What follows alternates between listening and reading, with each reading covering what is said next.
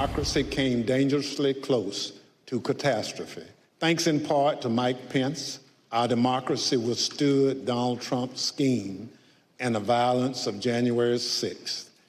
But the danger hasn't receded.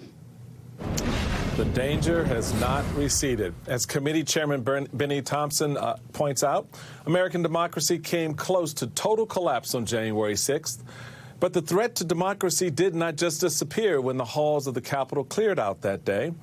We know that the ex-president's big lie spread from the Capitol to individual states. Certain Republican-controlled legislatures attempted sham ballot audits and planned to put forward fake electors to help overturn the election. And now there are dozens of election deniers running for office across the country. And that's just at the state level. That's not even considering the fact that nearly the entire Republican Party is united around the man responsible for the events on January 6th, and that the systems and policies that allowed this to happen, folks, they're still in place.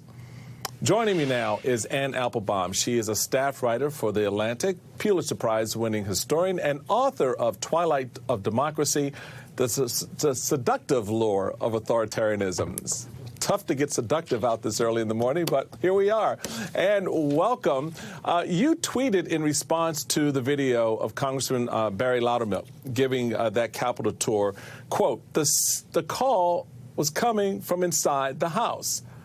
And that's the thing. Nearly every Republican in the House and Senate are beholden to Trump and this big lie. So how do we avoid another January 6th catastrophe when one party is clearly aligning itself on the side of anti-democracy? So first of all, not everybody was on the side of Trump that day, and not everybody was on the side of Trump afterwards. And I think it's very important for anybody who watches this program, anybody who watches MSNBC, anybody who votes for the Democratic Party, to make distinctions within the Republican Party and to reach out to people you know inside it. It's important that we understand there's a part of the party that is become increasingly autocratic, that suspects the legitimacy of our electoral system more broadly, that doesn't accept that Biden is president, and then there's a part of the party that feels differently. Polling shows that. The actions even and the way that people speak inside Congress also show that. So it's not just wishful thinking to imagine that there is still a different kind of Republican out there. And I think the goal of anybody who communicates or anybody who's doing politics over the next several months is going to be to try to communicate with that part of the party and to try and change people's minds. Because what's really important is that the party not become seen as somehow an enemy or become colored with painted with all the same brush. And I really understand that. But, OK, in the face of all of this evidence, the polling is showing that that's not a trend line inside the party, that people aren't pulling away so much as they're leaning in. So exactly what do we say to these folks? What do you say to someone who still insists that, this happened this way? The election was stolen from him. I mean, what's the narrative that you put back in place for these folks to sort of move off of this authoritarian tilt? There's no single answer to this question. I mean, as I understand it, the purpose of the January 6 hearings is partly that. And nobody said that to me. I'm just looking at the way they've been put together. You'll notice that most of the people who have speaking roles, whether as interviewers or as spokesmen for the hearings, are Republicans. Most of the people who are describing what the Oval Office was like, the clips that you've just played actually from January the 6th, most of the people speaking to that day are Republicans or people who are working for Trump.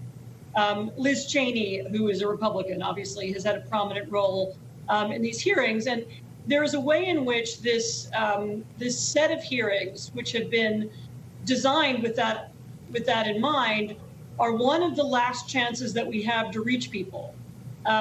It's Republicans speaking. It's people who worked for Trump. It's people who were inside the White House who knew him well, including even his children. They are trying to tell us the truth about what's happened. And it's my hope that at least some Republicans will hear that.